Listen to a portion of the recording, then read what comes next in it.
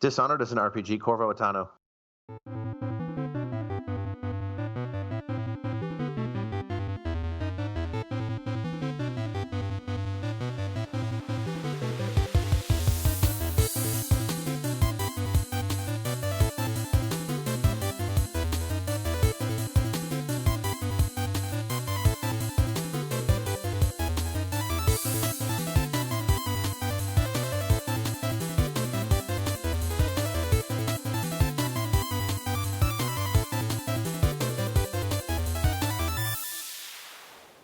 Hello and welcome to episode 52 of Random Encounter, the RPG Fan Podcast. I'm your host, Robert Steinman, Pale Robbie on the boards, and I hate all of the people that we have on the podcast today because they're all playing Virtue's Last Reward, and I am not.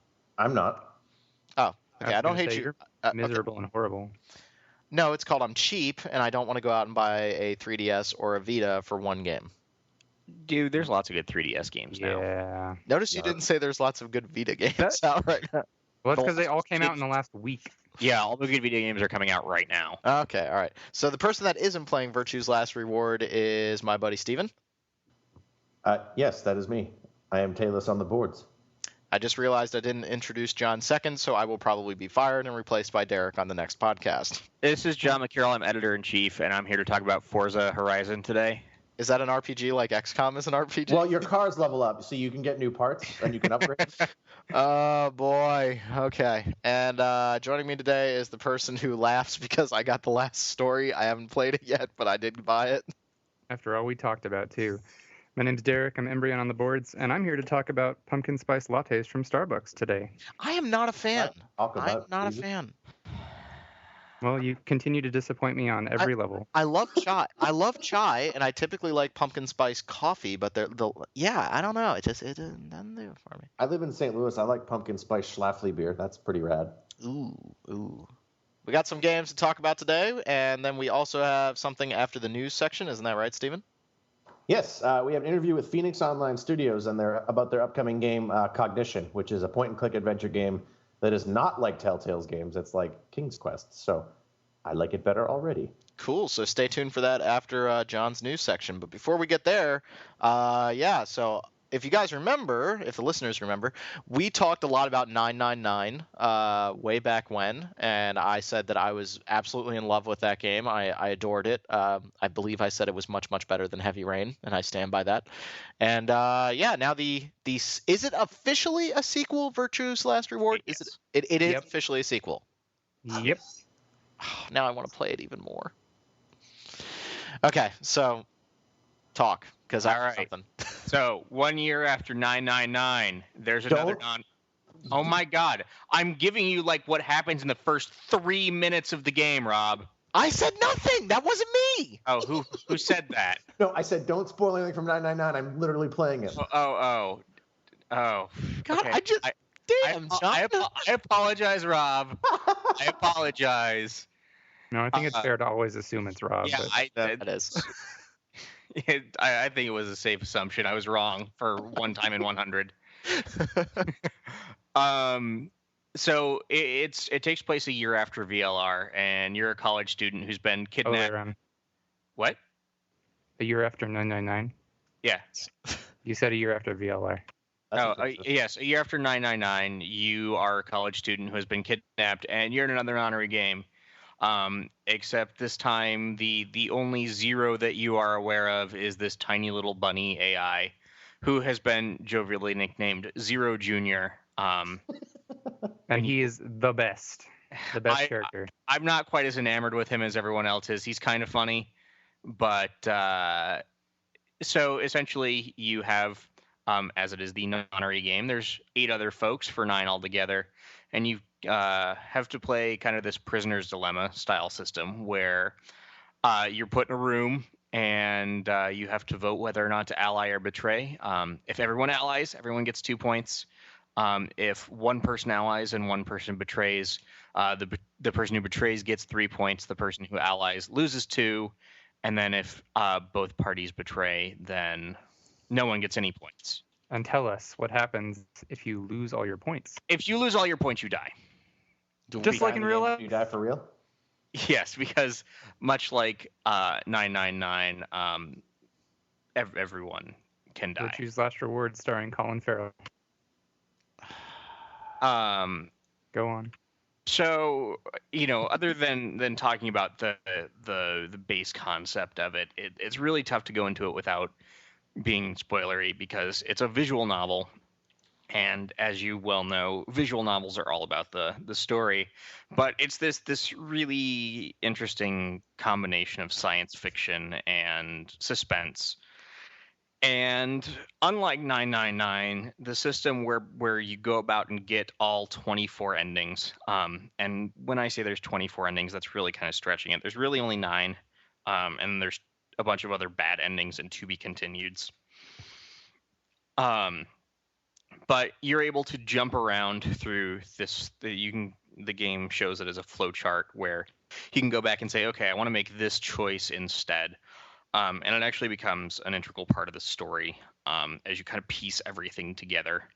But if you're a fan of quantum mechanics, they talk about Schrodinger's cat and kind of waveform collapse and all that. Oh dear. I think that flowchart is a really, really big improvement over 999 because one of the biggest problems with that game is that you have to play it several times to get the full story. And you had to keep going through and repeating the same puzzles over and over. So now with this flowchart, you can just immediately jump to any major decision and then start from there so that if you wanted to choose ally or betray. One thing that's good is say you choose a different door and there's still a bunch of dialogue that's shared between them. You can skip the shared dialogue because the game's not going, oh, you're in a new place. It's going, oh, wait. We know you've actually seen this before. So we're just going to skip to the very first point that the dialogue changes from the last thing that you did. Which is pretty imperative for a visual novel because, like 70% of the game is reading. Yeah, it would, it's like if you were reading a novel and you read to chapter 5 and then you're like, oh, I need to read something else. And then you had to read all of it again to get to a different chapter 5. It would kind of suck. But the major improvement is that the game is actually longer than 999. Everything. Yeah, told. It definitely seems like it. I've put in like 13 hours and I've only gotten one real ending. Well, and maybe the 4 endings fake kind of endings. pile up at the end. So But even to get the flowchart, I don't know how long, there's no way to tell how long each branch is. I read very, very quickly, and I'm very good at the puzzles in the game. It took me 29 hours to do everything.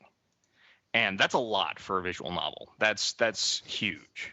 Yeah, I think I'm on the same track then, because I've done like the entire left branch of the flowchart.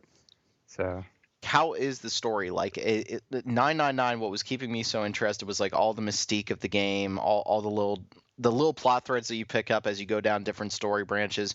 You learn something that then you apply to a different story branch when you take a different path. Same deal. Eh? Yep, Same deal. Oh. It is set up just like that. Literally, I can't go into the actual mechanics of it because it becomes a spoiler. But you are specifically going and collecting bits of information from every different path. Yep, I know what you're talking about. Okay. And how are the puzzles? Because the puzzles were one of the highlights of 999. I dig the puzzles. I was actually having a conversation with one of the members of our boards on this. I think did you find the puzzles in 999 challenging, Rob? What was funny was I thought the first puzzle was a little confusing because there was like. Let me back up a sec because then I have another question to pose to you after I answer your first question. But the first puzzle in 999 is like you're in a room that's filling with water and you have to very quickly figure out the combination to get out. You don't really have to figure it out quickly. You could spend 6 hours doing it. Exactly. That's kind of the point. Is like you're in a room filling with water, but you can take however long you want because the game doesn't have a mechanic to put time as a factor into the puzzle. So the puzzles were very leisurely. I think I didn't find the puzzles hard in 999 because there was a logic to them, even if it was maybe a little silly logic every once in a while. Like I think at one point you use like a piece of chicken to blow open a door. I don't use to blow open the door. I did that last night. But yes, you used a piece of chicken to do something silly. Yes, and so I didn't find the puzzles challenging also because there was no time limit, so I could do them at a leisurely pace. So no, I didn't find them challenging, but I found them to be like fun little asides to the story. Okay, so I found the puzzles in 999 to be really kind of obtuse. I thought that they had kind of weird Phoenix Wright-y logic. The chicken. VLR's puzzles are challenging, but they are incredibly worthwhile, and they're not obtuse, or at least they weren't to me. Whereas the guy I was chatting with felt the puzzles in 999 were really straightforward and is kind of struggling more with puzzles in VLR. So I think it's kind of how your brain works. You're either going to find the puzzles kind of obtuse, or you're going to find them challenging but straightforward. The one thing that actually was really interesting to me that was a positive is usually if I have to write things down or use Excel to track things in a game, I get frustrated because I don't feel like I should have to do that. But I literally had like 40 pieces of scratch paper and 4 Excel spreadsheets that I had devoted to things I was doing in the game. And like I love tracking your decisions, or like tracking your puzzles. No, or... tracking it all puzzle tracking. The game does all the decision tracking for you, and there's a nice flow chart that allows like that. That's not an issue in this game. Oh, that's good, because that's one thing with 999 that I'm enjoying it, but I feel like at times like there's a particular puzzle where you have to basically balance these two scales, but the only way to see the weights of the parts is to back completely out of the puzzle, look at a file, go back into the puzzle, listen to all of the dialogue that explains how the puzzle works again, and by then I've forgotten it all. I remember Write that. it down. They have a memo function. Actually, I just started randomly swapping parts, and that memo function in the game. I've been playing it on Vita. The memo function in that game is useless. Yeah, it really is. It is. I agree. It's one thing where if you have a stylus and can make really small notes, like I haven't played the game on the 3DS, but I hear the controls are infinitely better, even if it's much uglier. But trying to like write things down using your finger as a stylus, if you've tried to play draw something, you know exactly what I'm talking about. It just doesn't work. Yeah, it's broken. So literally, I didn't use the memo function more than twice in the game. And the only time that I used it is because I wanted to have an overlay of what was actually on the screen. Yeah, I just used paper. I was more saying Steven used the memo in 999. But yeah. There's a memo in 999? Isn't there? I can't remember. Do they have any? Do the puzzles ever get to the point? One of the sillier moments in 999 is at the very end of the game. If you're doing the true ending, I'm not going to spoil it, but there's a puzzle that you have to solve to get the true ending, and they imply that it's timing based. And I just sat down and worked it out, and it took me a little bit of time because I really suck at that particular type of game, and so. I started doing it, and there is no urgency, which is both a blessing and a curse. You can do it at your own pace, but they make it like there's urgency, but there's not. In Virtue's Last Reward, do they ever do anything like that? Like no, there's no timing stuff. Actually, because the concept in VLR is different, that you're trying to get 9 points to get out. You're not working against a time ever when you're doing a puzzle. Okay. You are playing against the other people. You're not playing against the clock. Okay. No, that's fine. I mean, if the urgency is put somewhere else, then I can dig it. But it really is the game unfolds brilliantly. The only time that I had an issue was there's 3 major branches and then however many sub branches. I think there's like 17 sub branches. Once you've finished about 2 complete branches, doing that 3rd branch takes it kind of wears on you until you get almost to the end of that branch and things really start picking back up. Because once you've done there's shared information between all 3 branches, but once you've done 2 branches, you have a pretty good idea of the big picture. You're still missing some stuff, but a lot of the stuff that you read in that 3rd branch isn't new information, even if it's presented in a different way. Right. I was noticing a little bit of overlap because even with like I said, I've just done one of the big branches, and some of the sub branches there, it's like you're getting almost the same information presented to you, but with little tidbits that are different so that you can really easily piece it together. Like if I had done branch 2 instead of 1 first, then I would have said, oh, I didn't realize that was what was going on exactly. It's, again, I can't say anything without spoiling, but I do know what you mean, and I can tell that might be an issue later on. They let you skip the dialogue and the story bits, right? Right. If you have already seen that piece, yes. And now they probably still don't let you skip the puzzles, right? No, yes. you can if you've done them before. That's what we were saying. You just go back to the branch choice. Okay. I wasn't understanding that. Oh, okay. Like the flowchart, you can say, I want to go here, and there's like 100 nodes on this flowchart. So it sounds like it works kind of like Radiant Historia minus the having to repeat the cutscene. Yes. And what John was saying was that even though you can skip text that you've already seen, there are story branches that you're going to, and you're seeing, it's a new branch, but they're saying almost the same thing, but you haven't technically read it. Yeah. So you have to kind of go through the same thing. Yeah, there's some of that stuff where you can skip where if it's the identical text that's shared between the two branches, but oftentimes it's little tiny changes that you can't skip. And it's like, well, I know this already. Like there's giving a specific example. After the first set of puzzles, Zero Junior gives additional instructions on the game. And oftentimes you can't skip through part of that because he goes, if you get below 0, you die.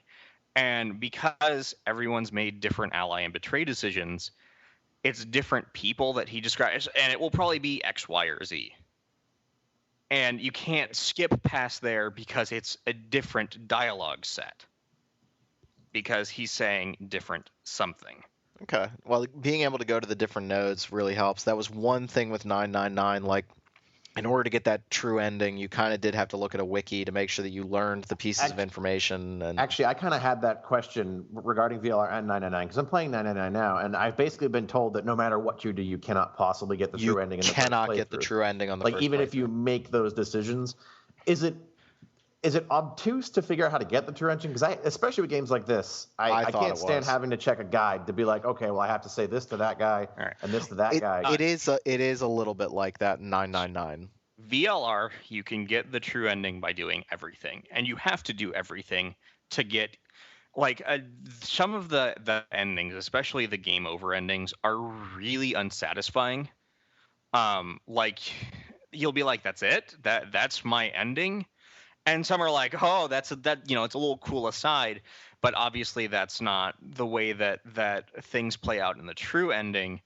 But it becomes very obvious when you get to the true ending what the true ending is because of the way things play out. Now, is it all part of the same story, or is it actually like, okay, events unfolded differently here, so you don't? The game has a lot of talk about quantum mechanics and waveform collapse, so. Okay. I'm going to leave that there. Yep. I can, now, based off my knowledge of 999, I think I can figure out where they're going. So is that similar in 999 where... Go on. Basically, I guess what my question is, and maybe you can't answer without spoiler, 999 I'm detecting is starting out posing as a realistic game, but is going to turn into sci-fi? I don't want to say anything. I don't want to say anything. Okay. VLR is kind of similar. They share some similar concepts, but not exactly the same. Like the VLR is a sequel to 999, so they're going to share some similar concepts. Were there any carryover characters or plot threads? There actually, just by looking at the 9 main characters, you can see that there's character crossover, but a lot of that is spoilery. Okay, let's not do any spoilers. I'm. Yeah, no, you're doing a really good job of avoiding that, and doing a great job. So, in terms of, I don't want to ask you which one's better, but does this feel like a worthy successor to 999? Yes, I enjoy VLR a great deal. It feels more compact. It feels like there's less extraneous dialogue. I like the puzzles. Like it's a. Having gotten the true ending now, it really, some of the plot twists are awesome. They come out of nowhere. The big plot twist I didn't see coming at all, and I really enjoyed it. So yeah, I would say that this is definitely a worthy sequel. If you love 999, you should be playing VLR right now. I think it's brilliant. It's kept me up several nights until like 3 a.m, like cleary-eyed playing, because I couldn't stop. And my Vita was dying every time. That's how much I like it. Oh, the past 2 nights I've been doing that with 999. It's like I look up, I'm like, oh, good, it's 4:30 in the morning. So I was playing VLR and I was coming down the stretch in the true ending, and I'm getting somewhere and my Vita dies, just right in the middle, and I'm not anywhere close to my house. Oh. Did it? But didn't it pick up? Because I've had that before when my Vita died. And I put it back on the state, and I got to play when I got home, but... Oh, yeah, but that sucks because you were like, no! I really want to play this game. We talked before. I don't feel the need to buy a 3DS or a Vita. There's no games that I really want to play that badly. But then something like this comes out, and I'm like, Well, it's kind of that's the draw. Welcome to next gen. Yeah. Though With Rob would really like Uncharted for Vita. wow, you went there. You know what, dude? I like Uncharted, and I didn't like Uncharted on Vita. Wow. Did you? Uncharted on Vita is Uncharted 1. It's not Uncharted 2 or 3. But didn't it do the whole thing that they do with any new piece of technology and any new stick waggling thing, where you have charcoal rubbings and stuff? Oh, yes. It's garbage touchscreen crap. You can play it without actually that. one thing that I wanted to make note of is I know I talked to it a little bit. The control scheme on Vita is not very good. And oftentimes you will get stuck and it shows you something and you need to touch something exactly. Like you've got like a 10 pixel area that you need to touch. Ooh. And you'll poke at it 3 times to have to get it to actually recognize, oh, you're trying to touch that lock, not the tiny bit of safe around it. Just a little too accurate on the touch screen, you think, and not enough leeway in how big the target areas are? It's something like if I had a stylus and I was playing this on 3DS, I could poke at it with the stylus. But if the thing is a third of the size of my fingertip, well, why don't you just use a stylus? Oh, do you have a capacitive stylus, Rob? Sitting around? A capacitive stylus? What? The Vita has a capacitive touchscreen. It's not a squishy touchscreen. It's an iPad touchscreen. Right, it's not a DS touchscreen. This is actually good for our readers. I can explain the difference between the types of touchscreens. I'm so confused. So the PlayStation Vita has a capacitive touchscreen, and what that means is it recognizes where you're touching it based on electricity. So everyone has an electrical current going through their body. I have what? Like Cole. Cole has electricity going through his body. No. Not quite like that. No, it is exactly like that. I shoot lightning from my fingertips, don't you guys? I thought you meant coal as Coal. I was like, what? No, he means Cole from Cole from Uncharted. No, not Uncharted. From Uncharted. Wrong. So superheroes screwed up, damn it, John. Yeah. So anyway, the way that your cell phone or the PlayStation Vita or your iPad or whatever recognizes that you're touching it is through that little electrical current. That's why you can't use your DS stylus on your iPad or your Vita or whatever. I'm doing that with my iPhone right now, and you're right. I'm touching it with a pen, and it isn't doing anything. Yes, because there's no electricity running through that pen. But Rob's obviously not a big enough tech nerd. But they do have I guess what you're about ready to tell us is that they do have styluses that stylus. Yeah, there are products produced that are capacitive and will, Okay, I do have by those. I have one of those for my iPad. Okay, so I could actually use that on a Vita. Yes, you could. Okay.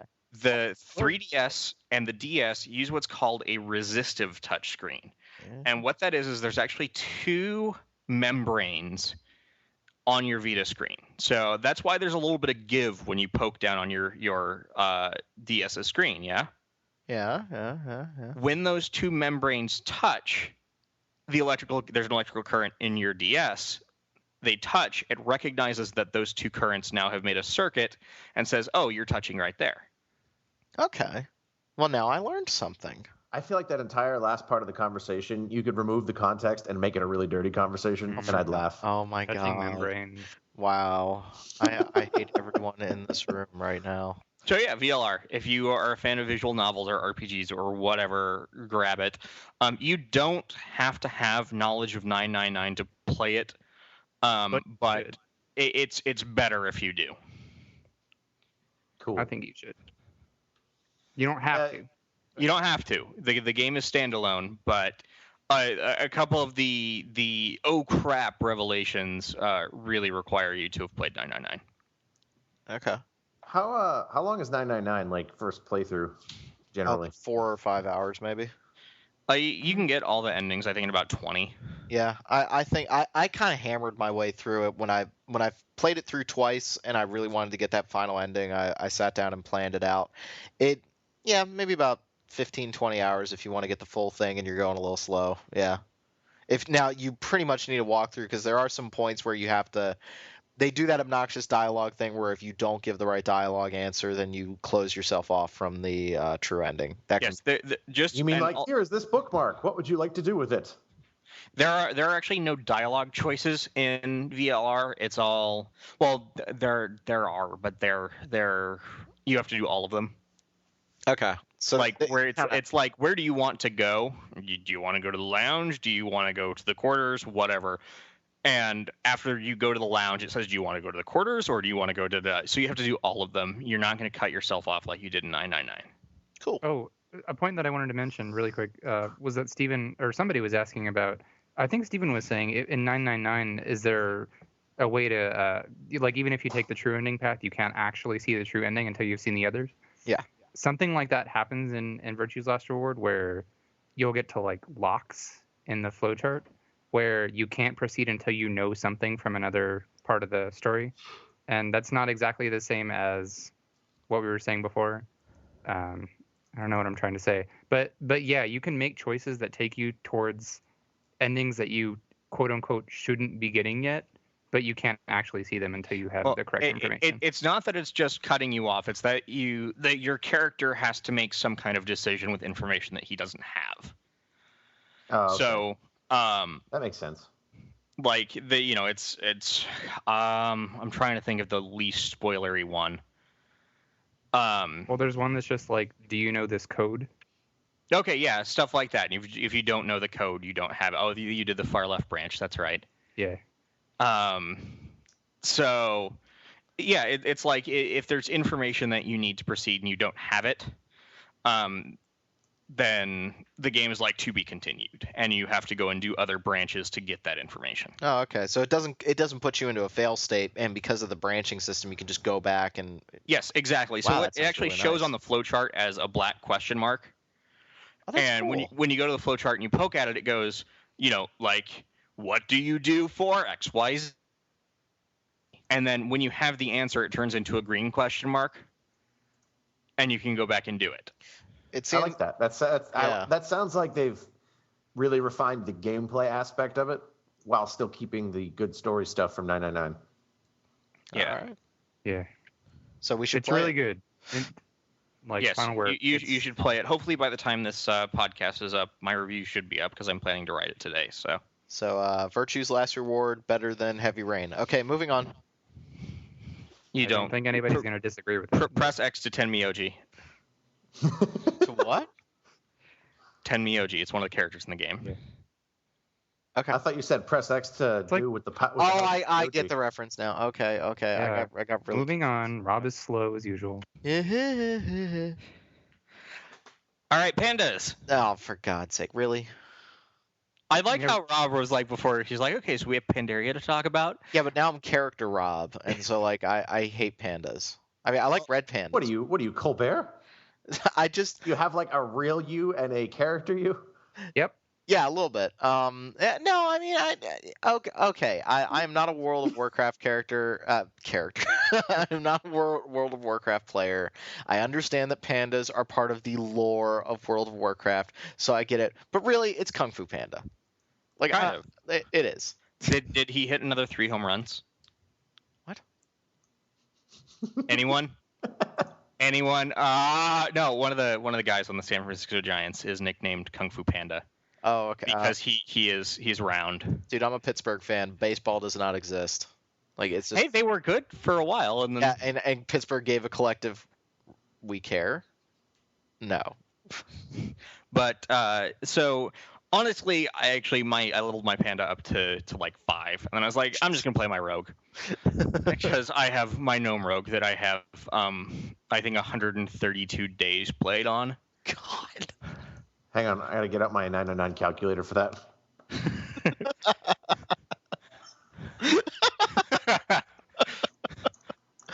I really hope that picks up well on the podcast. 264? Holy... 260. No, that's 3,168 hours or so. No, it's not. If you have 120 days, then it's 120 multiplied by 24, big guy. Yeah. Oh God, yeah, you're right. 2,880. Yeah, oh my God, Wow. you're right. I thought I was hardcore. I was doing really bad math 100 there for hours a on my second. Lotro character. Oh my God, John! 2,800? John, the most. Dude, guys, the game launched 7 years ago. No, but here's the thing, John. Chrono Cross Now, launched like 20 years ago. I don't have that many. John, here's the thing. The most I have ever played a game is probably Left 4 Dead. I have 200 hours logged into that over the course of a year. Okay. I used to be hardcore raider. Yeah, I can see that, John. So I know my World of Warcraft. Actually, I played Cataclysm. I leveled to 85, and Cataclysm just really didn't have anything to hold my interest. That kind of seemed to be the whole fan response to Cataclysm. Was it was kind of like yeah, this happened. Yeah, it was great if you were coming into the game because they redid all the content from 0 to 60. And it's great. All that new content is awesome, but kind of the Cataclysm zones were not very great. I hated underwater combat, and there's some underwater content in Pandaria that I also hate. You just don't like underwater content in any MMO. Yeah, did you like the game Critical Depth, which was Twisted Metal underwater? You know what game I actually really did like, though? Deep Fear for the Bioshock. Sega CD. Sub Rebellion for PlayStation 2, which was an IREM submarine game. I do not recall that one. IREM is they're the guys who did Disaster, right? R-Type. Yeah, R-Type and all those kinds. Am I thinking of the wrong thing? I think maybe they did that too. I don't know. I'd have to look it up. I remember being in absolute love with Critical Depth. I thought it was better than Twisted Metal 2. I need to go back and make sure I still think that. I loved that game. So Pandas. Go back and make sure I still think that. I got to go back and make sure I wasn't like just young and stupid. You know, I don't remember what I said, but whatever I said, I stand by it. So Pandas. I can't do that. Going over just briefly all of the new content in Pandaria. Oh, So you've got Pandas, you've got the Monk class, which exactly what World of Warcraft needed was another leather-based agility class because rogues don't have to fight with people over gear enough already. But I'm not saying anything there. Monks are fun. I mean, they are a leather-based agility DPS class, which means that they play somewhat similarly to rogues. Not exactly like rogues. They've got different stances, kind of like a druid has forms, and they get, they've got a point system and an energy system. So they're not completely dissimilar from rogues, but they're unique. Have you seen the so you had stopped playing WoW for a little bit, right? You hadn't played for a while? Yeah, so like I said, I played Cataclysm. Cataclysm really didn't hold my interest. So I let my account lapse. Came back for Pandaria, and Pandaria actually I was like, oh, I would like to play Pandaria. Whereas with Cataclysm, it was like, I got to get to 85 to see if there's any good content. And I really liked kind of the new Pandaria stuff. I just asked that because they did this article on GameSpy, and they kind of keep talking about MMOs, and they talked about how Guild Wars 2 was like a very friendly, inviting MMO to come back to. I took a little bit of a break, and I'm coming back to it now, and it's very easy to jump right in. And then they show this comparison screenshot with everything, like all the trainers and all the like the different weapons and skill icons and everything for WoW, and it covered up like 60% of the screen, and it just said at the bottom of the JPEG, "Welcome back." I'm just like, well, oh my god. The core interface to World of Warcraft is very, very lean and clean. World of Warcraft, if you're a raider, you have a crap load of add-ons. Like, you have mods that tell you when bosses are going to do things. You have mods that tell you where, nodes are going to spawn for herbs or for metal or whatever. You have mods for this. You have mods for that. You have mods for auctions. You have mods for everything. Like, I play a fairly lean game, and I still have like 12 add-ons. So lots of stuff that's going on is not necessarily because the game is doing them. It's because there's an add-on doing them. Okay, I thought it was funny. No, I agree. Like, what's funny about World of Warcraft is much like Guild Wars, there's, I'd say maybe 12 or 15 skills that are kind of core to the class. And then there's a whole bunch of skills that are either oh crap buttons where it's like, oh, I need that, this is happening, I need that to stop. Or, there's stuff that you use not very often. I think that's a good analogy, except that if you're talking Guild Wars, it's more like there's a core of 5 skills that your class needs. True. But, it really depends on the class. As a rogue, it's you mash Sinister Strike or Hemo or Backstab, depending on what build you are. But that's neither here nor there. But talking about those 3 different branches, they significantly changed kind of the level and talent system in the game. And when I first picked it up, I really thought it was for the negative, because Cataclysm had already simplified talents, and Pandaria simplifies them even more. So as opposed to getting a skill point every level, you get 1 talent point every 15 levels. You get one at 15, you get one at 30, 45, all the way to 90. And you only have those talents. It's not like you have talents that are like, oh, you get plus 1.5% to your overall damage, or you get plus 10% to your critical backstab damage. It's just, you get these things, and these are major abilities. And then based on which of the 3 branches you choose, you get a set of 4 core abilities. And I really didn't like it at first, but I think that based on playing kind of all 3 branches with my rogue, it works. It's simplified, so the min-maxers don't like it quite as much, but it levels the playing field, and it makes it so that you can play around more. Because it was always where you had to have 1 or 2 kinds of builds if you were raiding or if you were doing PvP. Otherwise, you weren't doing it right. And I think now there's not you're doing it wrong, which is like a positive thing. There are skills you still can do it wrong. Like for the rogue tree, you can have 2 different non-lethal poisons depending on the talents that you choose, and you can't apply them both at the same time. So taking both of those talents would be a bad thing. But it's not like, oh, what are you doing? These talents should never exist because they're not useful. So, do we have questions yet, or am I just going to make this a monologue? Well, I haven't played WoW since before the first expansion came out, and I got to level 30, and I felt like I had kind of gotten what I needed. Are the pandas cute? Yeah, they're pandas. I mean, there can be ugly pandas. I mean, are these pandas cute? They're pandas. Like, not all pandas are cute, man. No, just like the rest of World of Warcraft, the character creator is relatively limited. There's like 7 different faces and 7 different hairstyles, and then your modifiers like marks and earrings and crap like that. How much longer do we think World of Warcraft's going to keep going? Like, forever. Being completely honest, the original EverQuest is still around, and it's got getting an expansion next week. Yeah. Wow. Yeah. So what happened to EverQuest 2? Did they just give up on that? No, that got an expansion too. Yeah. Okay. And EverQuest 2 was cool. Don't hate. No, now, I guess I would say that I think World of Warcraft, at its current rate, has about 3 to 4 more years as a subscription model. Wow. Then they turn to free to play, and it blows up again.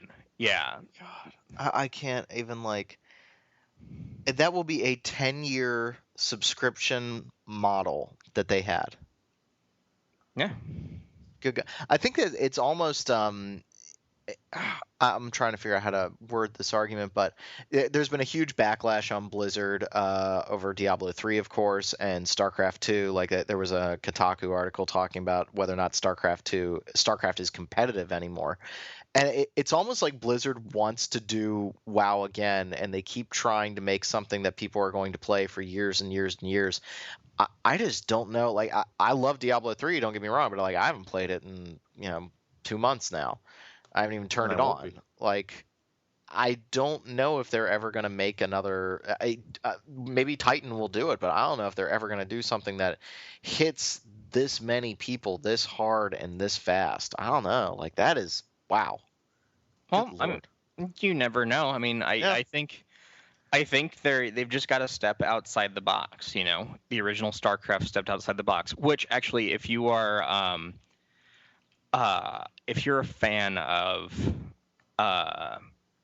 StarCraft or whatever, go to codeofhonor.com. It's the blog for the guy. His name is Patrick Wyatt. He was a programmer for Blizzard. He founded ArenaNet. He has this fantastic blog talking about the development of StarCraft. Can you give me that link right now? Yes, I will. But it's actually it's the current blog, like it's the most recent one. But he talks about going to CES or E3 and seeing a video or people playing Dominion Storm from from Ion Storm. And he was talking about how in the current stage of development, the original StarCraft was just supposed to be kind of Warcraft 2 in space, because they were trying to fill we need a game release this year, which is a very un-Blizzard thing, honestly. And he mentions that, but they see this Dominion Storm game and they're like, wow, we've got to go back and totally redo this because StarCraft looks like complete crap compared to this. Yeah, I read that article. I thought that was funny. And as it turns out afterwards, they hire some of the guys from the failed Ion Storm in Austin or whichever studio it was.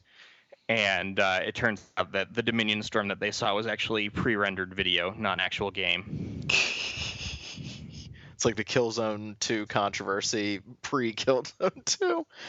It's amazing to see StarCraft as Warcraft in space. I mean, that's all it is. It's the same damn game, and then they just went back to the drawing boards and made something really cool. I can't wait to read the book about Blizzard North and the guys that started Diablo. That book is hopefully going to come out at the beginning of 2013. Shack News has talked about it quite a bit. And they talk about how there was an internal development of a Diablo in space. And they were pitching it. They were like, why don't we just do a sci-fi version of Diablo? So I'm really looking forward to seeing that stuff. I can't wait to read about some of the development ideas that they had for Diablo 3. That was originally going to be an MMO. I really want to read about that stuff. That's Space interesting. Siege should have been a Diablo in space, but instead it was just dumb. I find all this stuff very fascinating. I mean, what we don't see in the video game industry. I mean, we have a controversy right now going on with Irrational Games and what's going on with BioShock Infinite. You know, I'm not too worried about that game. But then you have like the Resident Evil 1.5 version. You have the StarCraft that's Warcraft. I love learning about this kind of stuff, like the stuff that you never got to see, and just the development process where they just said, screw it, we're done with it. I love that stuff. I love that stuff in gaming, just to find out what we didn't play, and it's usually for a very good reason that you didn't play it. Though, you know what? Same with StarCraft Ghost. What's interesting is I got to play both iterations of StarCraft Ghost. Oh my god, I hate you. I paid for those BlizzCon tickets. Both the nihilistic version and the other guys whose name escapes me right now. But it's interesting because those games weren't bad. Like, they were actually good games, but they weren't Blizzard games. So they canned them because they didn't think that they could make it a Blizzard caliber product. Yeah, Blizzard is very much about making products that people are going to play for years and years and years. A single player, it doesn't really fit the mold. You know, a single-player stealth action game. And I think they were trying to... Was it the second version where they tried to put the multiplayer mode in? That was going to be like Command & Conquer Renegade? Yeah, and it was good. Like, that was what was playable at the last BlizzCon they were showing the game at, was the multiplayer. Yeah, didn't you say you liked the first version better than the second one, though? Yeah, I did. Just it played better?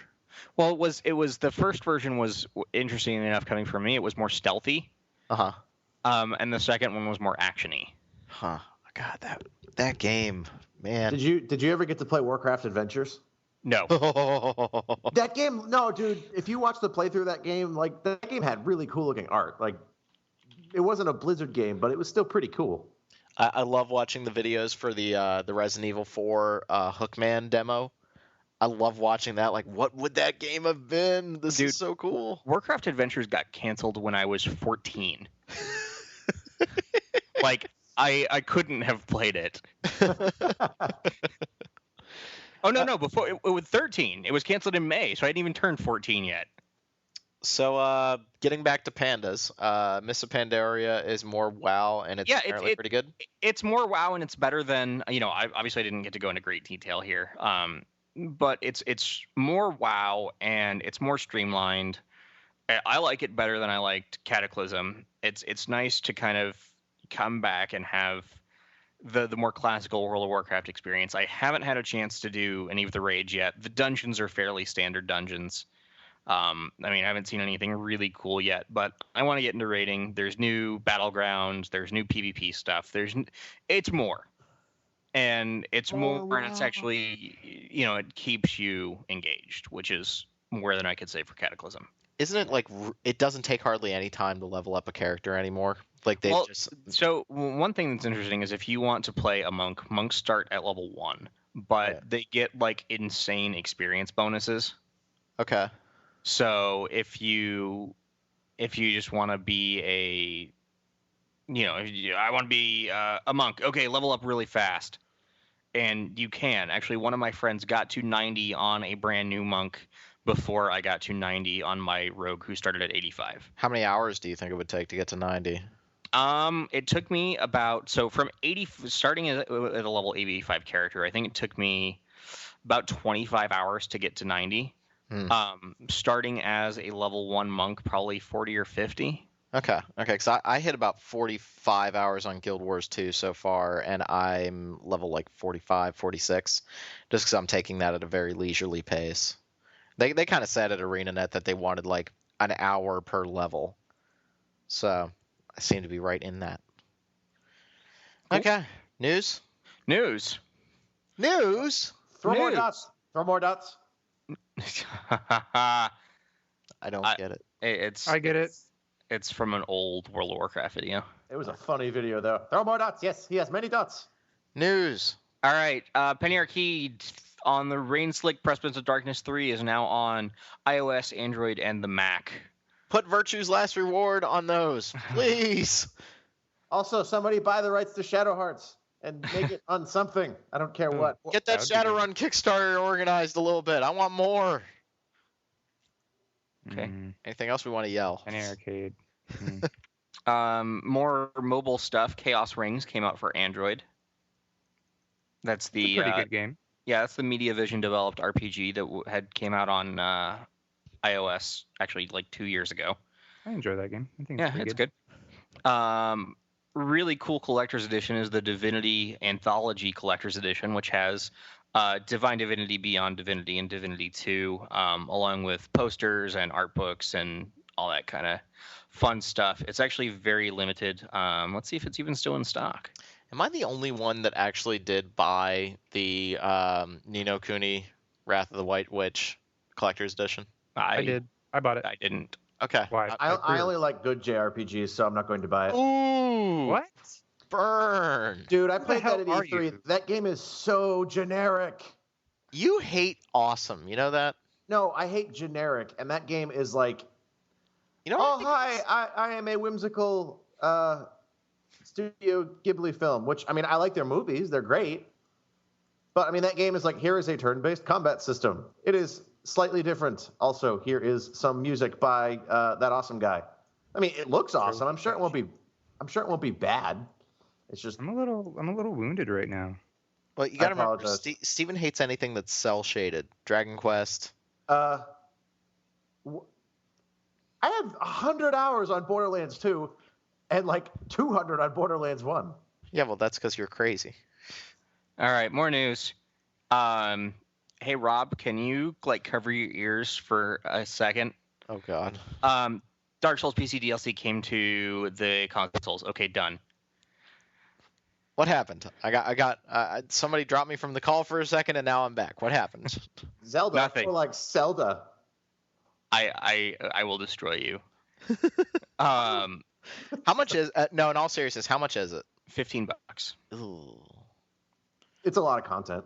Okay, well, I'll think about it. I have too many other games to play right now, but I'll think about it. It's there now. I mean, Do I need to restart a game? Did they say anything about that, or is the content just there? I don't know. You don't need to restart. Because I mean, I could burn through Dark Souls again in about 10 hours at this point because I know that game better than I know my own apartment. You don't need to restart. You just need to find the thingy. Okay, find the thingy. Okay. All right. Okay. There is a game coming out called Disgaea Dimension 2, which is a direct sequel to the first Disgaea. Laharl will be the hero, and Etna and Fawn will be back, and it will be more Disgaea, which means you can level up and do millions and millions of damage with one attack. What is the okay? How many Disgaea games have been made in the past?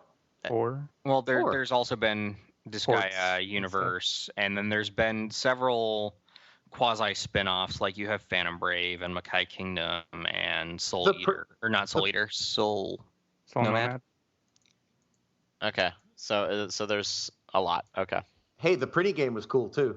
I actually liked that game. Oh yeah, there were the 2 Prinny games. Like the murderously difficult platformer. Speaking, actually, we're going to go back to Virtue's Last Reward. Axis localized the OVA, the original something animation. What does OVA stand for, anime folk? I have no idea, dude. Video? Original animation kind of redundant. version. Original version animation, I thought. Oh, okay. Original video animation. It's Animu. It's either that. No, wait. It's either original video animation or Orlando Volleyball Academy. It's Yes. the second one. It's 12 minutes long. We have My it alma mater. embedded.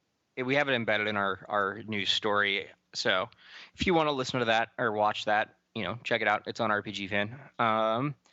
CD Projekt Red, a couple of announcements. One, The Witcher 2 is now available on Mac. So if you have a nice little Intel Mac, and I guess I really don't need to say Intel Mac considering there hasn't been a PowerPC Mac for, half a decade, but John just dropping bombs left and right. what do you mean? You are just the tech man today. Like you explained how an iPhone works to me, for God's sake. Do you want me to go into PowerPC and risk No. CISC architecture? Okay, I'm glad. Then Apple will send us a C&D and be like, that's our proprietary technology that we it's took not. from somebody else. Though my favorite line in a movie, because it shows just how dated it is you go back and watch Hackers. One of the characters says, yeah, RISC architecture is going to change everything.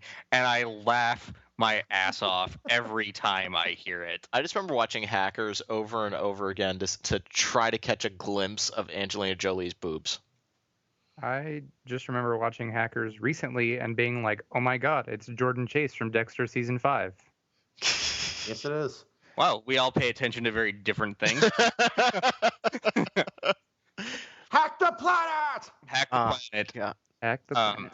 More CD Projekt Red news. Their Cyberpunk game is officially called Cyberpunk 2077. Cool. Oh, dude, ugh. Sorry, I'm excited for that. That game is a long way off. Yeah, it is. It's going to be multi-threaded and non-linear. So, like Shocker. Yeah. Did they make a console announcement, or are they just saying PC right now? As far as I know, there hasn't been any platform announcement. It's for iPad. I'm sure that based on the fact that I would guess that it's coming to PC first and then consoles potentially later. That kind of falls in line with the modus operandi for CD Projekt. CD Projekt, yeah.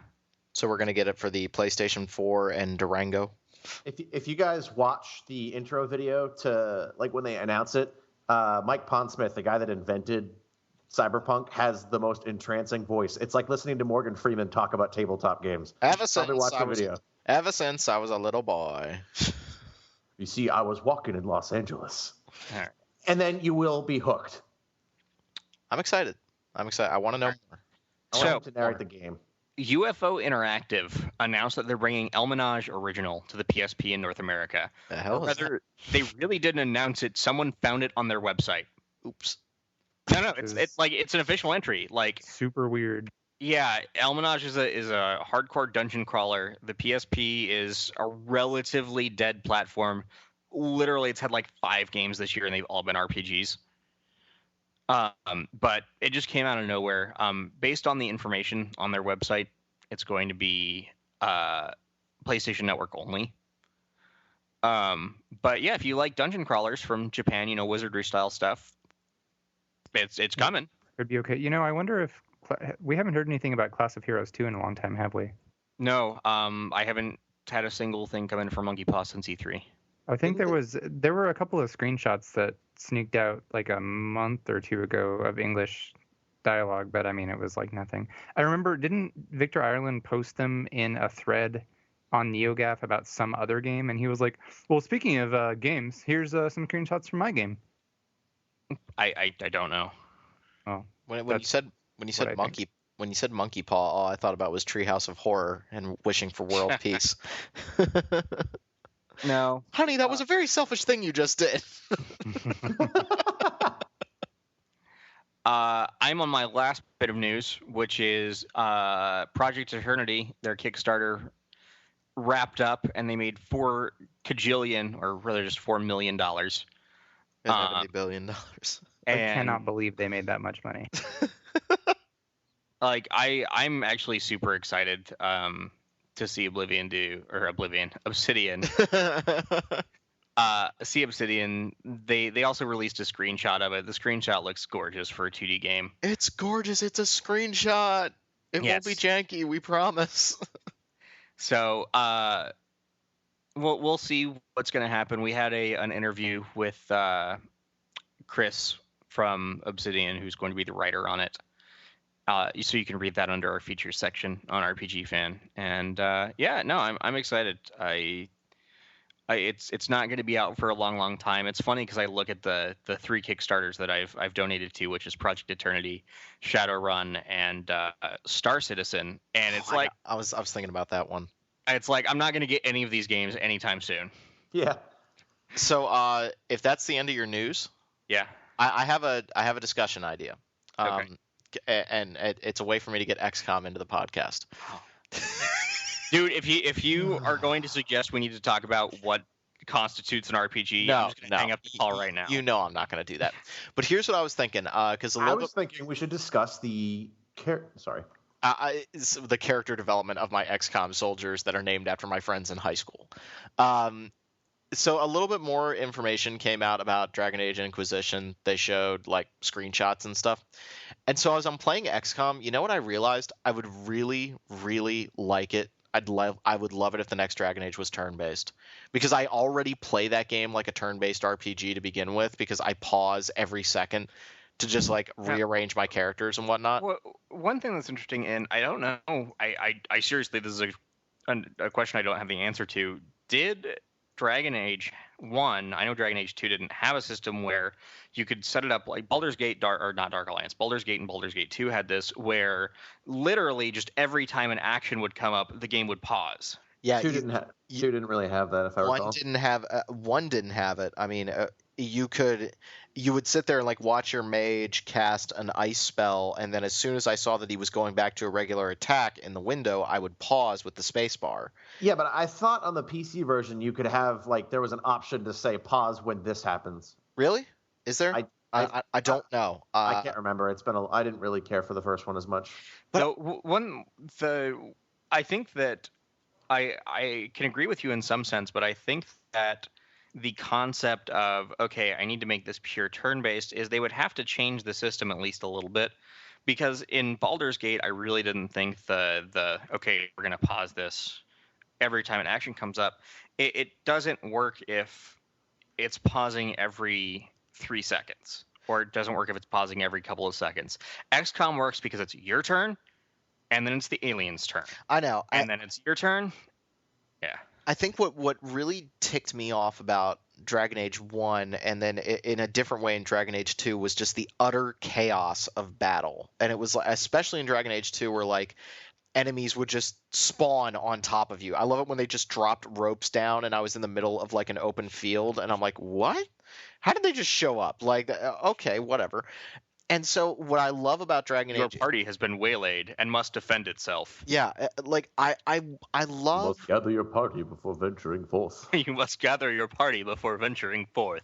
I want to play the Dragon Age games very tactically, and to in a way I did when I started playing as a rogue in Dragon Age Origins. I would always position my rogue behind whoever my tank was fighting and just have them stab somebody to oblivion. I would love it if Dragon Age was more tactical because they're trying to make it tactical, but it seems like RPGs, as I'm sitting there playing XCOM and I'm really thinking about each one of my moves and I'm trying to be very careful, I then think like, why is it that all these RPGs are moving away from the whole turn-based thing? It's like turn-based has become like taboo. Because Call of Duty isn't turn-based and everybody wants to make tons of money. It makes me so angry. Project Eternity is going to be turn-based. Shadowrun Returns is going to be turn-based. Yeah, but those are all Kickstarter games. And I think if those games do well, you'll start to see big publishers actually say, oh, yeah, it's okay to make these kind of games.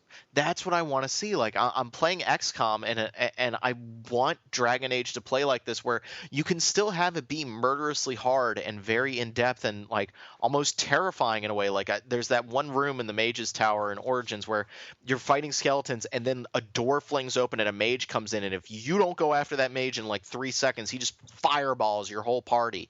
And I just remember how pissed I was at that, but like because of how cumbersome the pausing and the scrolling around and the moving guys around, it was really, really hard to play that game. And I'm sitting there like, I want BioWare to be brave enough to say we want to make a turn-based game like the old school Baldur's Gate. Well, I think BioWare wants to do that and is brave enough to do that. But remember, that's the one downside of having major funding behind you and now being owned by a publisher. Yeah. That what may be a logical move for making a very fun game is not always the logical move for making money. I would have enjoyed Final Fantasy 13 if I just felt like I had a little bit more control. No, Like you wouldn't have. Okay, maybe not in terms of the story, characters, or plot, but so no aspect would have pleased you, is what you're saying. Except maybe the gameplay. But like I'm a control freak when I'm playing a video game. I want to have control, and like these games feel so slippery to me, and like putting a pause button in there doesn't suddenly make your game tactically efficient. It doesn't fix the problem. I've got to disagree. Well, I don't think that you're right that it doesn't change it. But you say, oh, we need to go back to turn-based. Dragon Age Origins plays just like Baldur's Gate. No, I wasn't saying that Baldur's Gate is like the height of turn-based strategy. I've never even played Baldur's Gate, but I'm just saying that like I don't know. I feel like Dragon Age Origins plays similarly, but I don't know. I don't know. Maybe it was rose-colored glasses, but Baldur's Gate, I found the combat to be fantastic and thrilling, and in Dragon Age 1, I just felt like it was like, okay, all my mages are going to shoot and cage and do stuff, and my warriors will just keep hitting things because everything made after World of Warcraft means you have to have a tank, a healer, and a DPS. Well, that was I think that one of the things that was different with Dragon Age Origins was even though you had different types of things under the same class, you really didn't have that variance of stuff to do. Yeah. I just really want Dragon Age 3 to be brave and to do some really cool things. Not even necessarily turn-based, but like all they've talked about so far is they said like, oh, our maps, even our tiny dungeons are twice the size of Kirkwall. I can't remember exactly what they said, but they said like our smallest maps are bigger than like the entire map of Dragon Age 2. And I'm like, okay, bigger isn't necessary. That wasn't one of the only problems with Dragon Age 2. The problems with Dragon Age 2 were the respawning enemies, the reused environments, and the combat just being kind of blah when you don't set up fun encounters. Like that combat system, what made Origins kind of fun was like each room was like its own different type of encounter. And Dragon Age 2, when ninjas just spawn out of the ceiling, it gets a little silly. And I don't know. It's just I'm hopeful. But so far, what I've heard and what I've seen, I'm like, okay, I think you guys are just going to make a bigger game. I don't necessarily know if you're going to make a better game. And it could just be that I'm snake bit by BioWare right now, and I'm sitting here going like, well, I haven't enjoyed your last two games nearly as much as the two games before that, but okay, let's see what you do. I just was playing XCOM and going, I would be okay if this was a little bit more turn and tactics based instead of having that like ridiculous Final Fantasy 12 style gambit system that didn't work. That never worked properly. If you try to do any semblance of tactical order, you had to pause that game and reassign characters anyway. So why not just make that one of the key parts of the gameplay? Yeah. I don't know, I'm rambling, but it was just an enlightening moment where I was like, God damn, I would really like the game if it played like this. A little bit more control. That's all I look for in my RPGs. I really like control. Really? I would never have guessed. I know, right? Okay. So, I guess that does it for the regular portion of the show. Steven, one more time with the interview portion. Wait. We can't. What? We can't end yet. We must gather our party before venturing forth. What is that a reference to? I don't get it. You must gather your party before venturing forth. You must gather your party before venturing forth. Is that from Ultima? No, that's from Baldur's Gate. Oh, okay. I never played Baldur's Gate. Well, did you play Ultima? Like for 2 seconds, and I was like, what's my inventory? Screw this. Screw it up then. Well, Rob, you have a project then, because if you're going all in on this, we need classical turn-based stuff, you need to play Baldur's Gate and Baldur's Gate 2. Well, you know what? Actually, perfectly, because coming out soon is going to be the enhanced edition of the first one. Unless they delay it 3 days from release again. We already argued about that last time. We don't need to pile on that. No, I'm not piling on. It's just I really wanted to play that damn game. It's going to fix the multiplayer, or at least they said it's going to fix the multiplayer. I want to play that game quite a bit. So at least I have that to play too. So many games to play. Okay, so regular portion of the show over, guys? Now? Yes? Yes, we gathered our party. Rob, Okay. I think you should play White Knight Concerto. Wait, no. White Knight Chronicle. No, Because you would What? love that game. nobody should play that game. Because Rob loves control, and that game gives you oodles of it. I have a feeling that Steven is setting me up to fail right now. He is. I am. So, Steven, one more time, you want to tell everybody about our interview that's coming up? Yes, our interview coming up is with Cesar and Richard from Phoenix Online Studios, the minds behind The Silver Lining, the King's Quest fan game, and Cognition, an Erica Reed thriller, which will be out by the time you hear this, and my review will be out by the time you hear this. All right, sounds good. As always, you can reach us on let me try again. Yep, that's where you can reach us. Yep, there you go. You can reach us at podcast@rpgfan.com. Please ask us questions. We actually have a few questions on there right now, so we might actually do another listener feedback episode in the future. Make sure to review us on iTunes. We love positive reviews. Yay, make us feel good about ourselves. We got to catch up to 8-4 play, and we're not even close. But anywho, yeah, thanks again, guys, and we will see y'all later.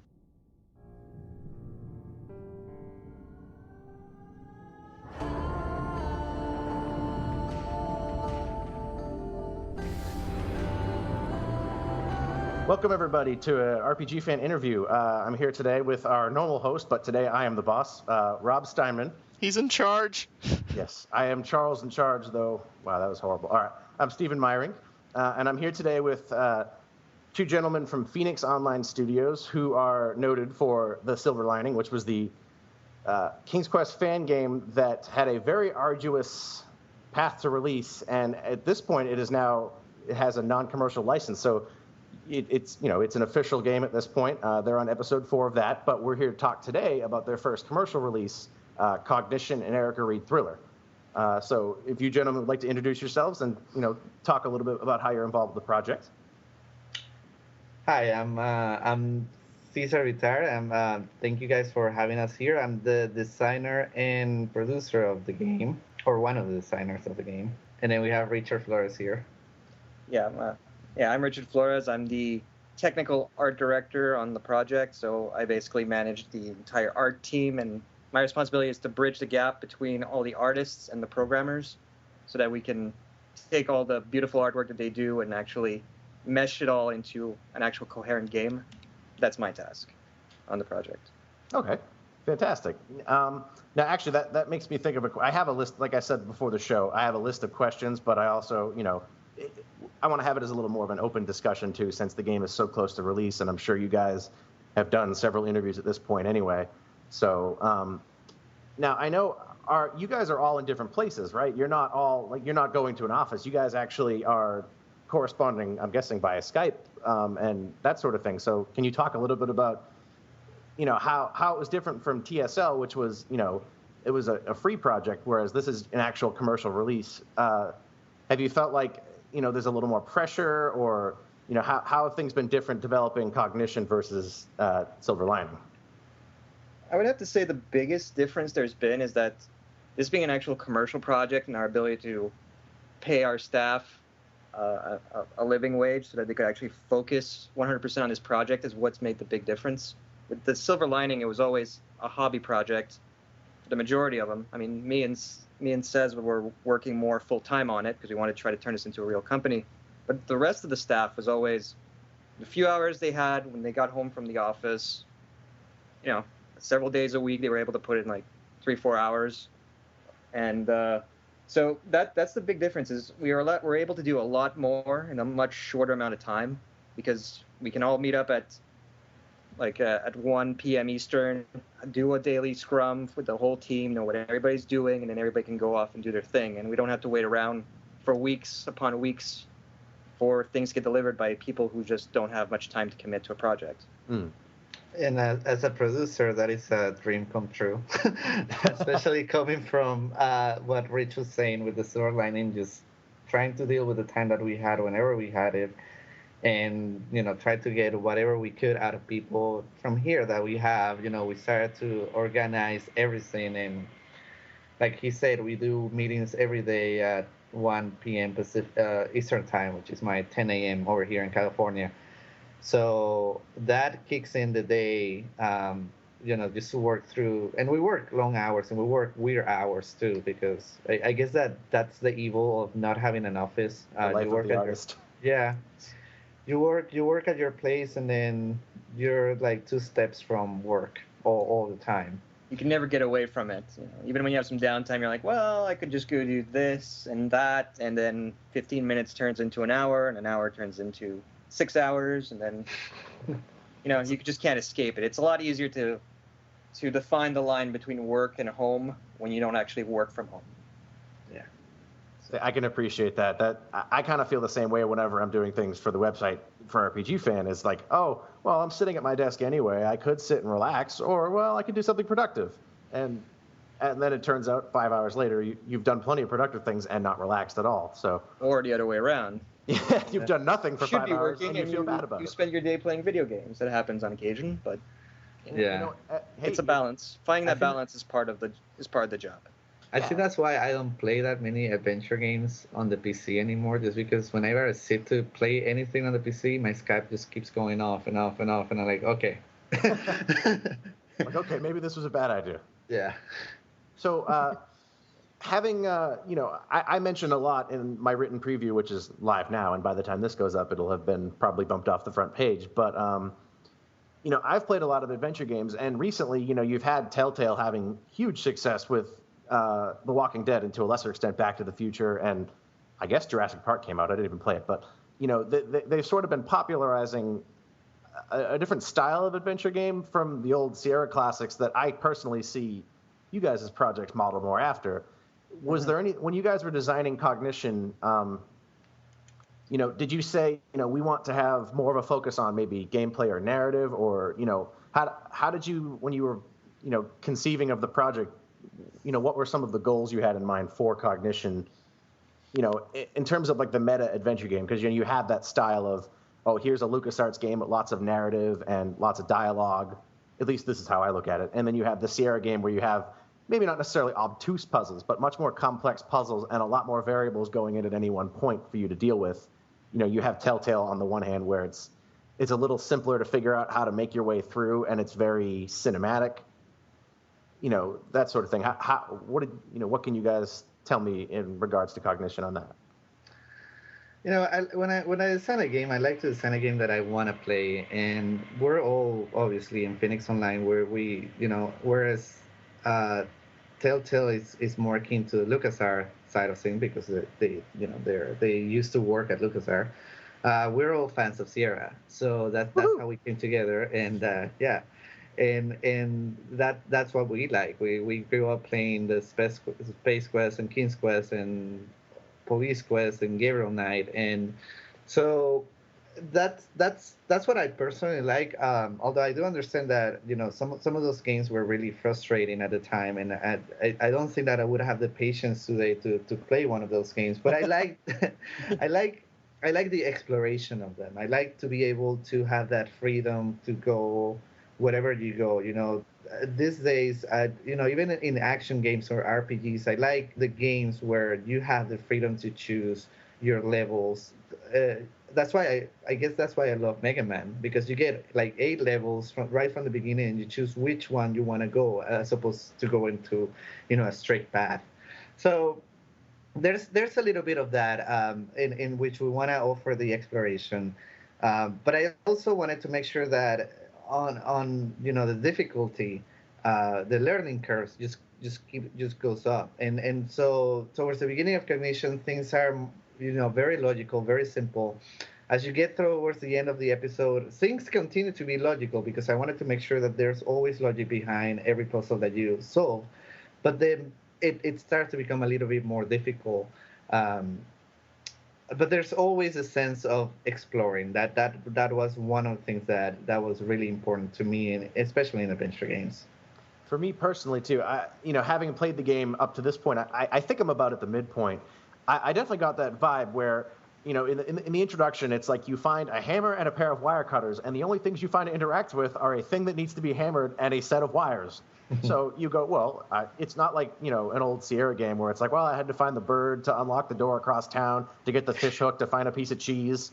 It's not that sort of thing. But as I've gotten further in, I found that there's still logic there behind the puzzles, but you have so much more space to explore that it's a matter of, okay, I found this thing over here. Now I have a goal. I have to get into this office. What can I do to get into this office? And I personally immediately thought of what the solution was. I won't say it because I don't want to drop any, gameplay spoilers, and I was happy that I said, okay, that makes sense. I went there. It was there. Perfect.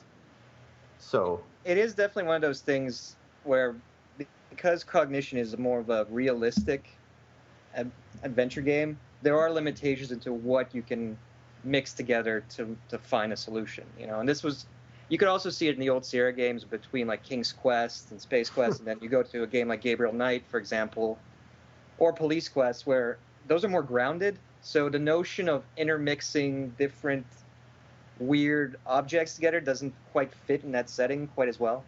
So that's one of those reasons that I think there's a little bit more logic involved in the Cognition puzzles than you would see in a King's Quest game. And you can see it also in the Silver Lining, where there was also logic there, but some things were a little bit more out of left field than you would in Cognition. And I think for that game, that made sense because, it's a King's Quest game. You expect a certain amount of what when you're playing it. Whereas I think that really will help with Cognition, getting an audience, because gaming has changed so much since King's Quest was, huge, that, now people have such limited time and there are so many options. They're going to sit down and go, oh, well, I can't figure this out, so I'm done. Whereas with Cognition, it's, a little bit of intuition, to make a game-related pun, I guess, will actually take you somewhere. And I think that will really help in terms of finding an audience, at least, from my perspective. And it is a fine line. I mean, me and Cez and Katie have long had, and even on the Silver Lining, we had long arguments about, we want this to be true to the original Sierra game, so it should be done this way. And then Cesar would argue, well, no, nowadays people don't have the patience for this type of thing, so we shouldn't do it this way. This is why Telltale approaches their games in a certain way. So it's always like a give and take on just how complicated you want to do certain things. I mean, personally, to a certain degree, I still find the old text keyboard adventure games gave you the illusion of more freedom, whereas on Cognition, now we have hotspots on the screen. And honestly, that was a discussion for a little while between the designers about, do we want the hotspots? Does that make it too obvious? Does that break the illusion of freedom and so forth? So there's been a lot of that, and just trying to find a way to modernize the games without going necessarily the entire direction Telltale went, because with them I find it's more of a interactive movie more than I agree. Game. Yeah. So it's finding that balance, to be honest. But at the same time, nowadays you would never I remember with King's Quest, I would stay stuck on the game for like 3 months until you found the solution. Nowadays, somebody would not wait that long if they don't find solution in a day. Yeah. I actually. I'm sorry. Go ahead. No, and what Rich is saying is right. They'll move on from that or they'll get distracted by Facebook, and so you wanna keep people inside the game, and so that's why when I work on the puzzles, I always had the question: okay, is this too out of field? Is this too left field? Is this intuitive enough? And so to keep the interesting gameplay going on, I came up with the idea. Well, what if she had a power that it could help her through the things that she does, and that's how Cognition came on, because I always like to somehow bend a little bit the adventure, the classic adventure design. That's why we included something like the fight at the end of episode 4 for the Silver Lining, or something like this in Cognition, because this is something that you see more in an RPG or an action game where people have powers and they use them. I just want to make a note here, because I do know we got mixed reviews sometimes for the action sequences in the Silver Lining. There's nothing quite like that in this game. So when I searched Cesar compared the two, they don't really compare. I mean, this really is more like a power you might have had in Quest for Glory or something. It's more like it's an extension of the character, and it's not an RPG game. Because I do know adventure gamers get turned off by that word. Yeah. No, if you wanna compare it to something, it's something a little more akin to 7 Max Season 3, the powers that you had in that game. So it's very adventure related, and actually everybody that's seen it, they really really like the mechanics. Well, the game will be out by the time we talk about it. So there's this one puzzle early in the game where I was actually brought on board by that ability, because at first I said, I hope this isn't just a hint system, which it isn't. The text messaging is hints, which fantastic way of getting that into the game, I have to tell you guys.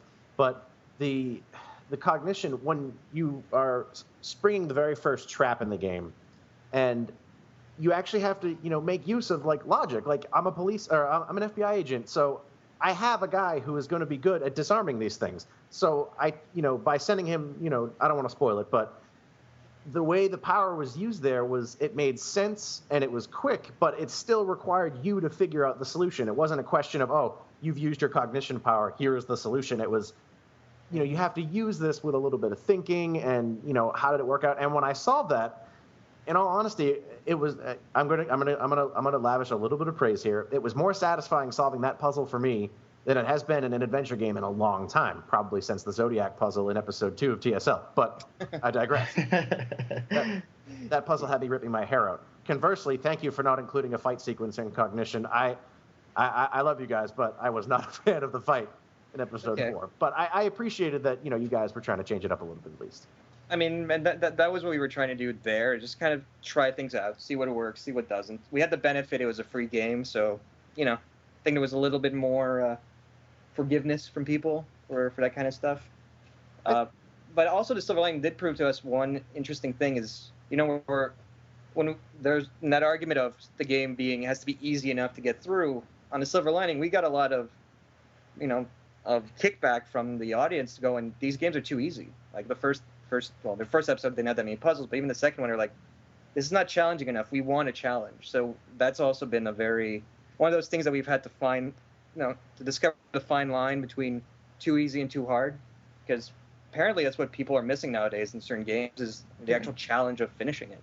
So, yeah, I love Heavy Rain, but I always get wanting a challenge from the game, and I never got that. It was an interactive story, and I wanted to have, there was so much missed opportunity to have a challenge on how to figure out where you had to go next, or so many things that could have been turned into a great puzzle. And I understand why they weren't. That was not the goal of Heavy Rain, but as much as I loved it, I always missed the challenge. Yeah, I can appreciate that, because with that, again, not like a Telltale game, but that was definitely a narrative-focused game where the actions weren't meant to be complex. It was just meant that your interaction with the world was that sort of thing. It wasn't here is a logical puzzle you must solve with inventory and a little bit of intuition. Exactly. Stephen won't let me talk about Heavy Rain. Yeah, if Rob starts talking about Heavy Rain, we need to cut him off. Well, Is that in a good way or a bad Rain. way? We liked Heavy Rain and we played it. It's not, it was interesting. And honestly, we looked to it as a guide for where we want to take our, not necessarily from a design standpoint, but from a quality standpoint. We would like to eventually kind of get to that level. I think Telltale is more within reach at the moment, but we still look past Telltale to Heavy Rain and see like there's a lot of good, nice things that they did that we would like to try to introduce down the line. You definitely have to start somewhere, and I even wrote that it gave me vibes of Heavy Rain when I was playing it. I got thematically it's very similar, and I think it's definitely in the same vein. So I think you're on your way in that regard.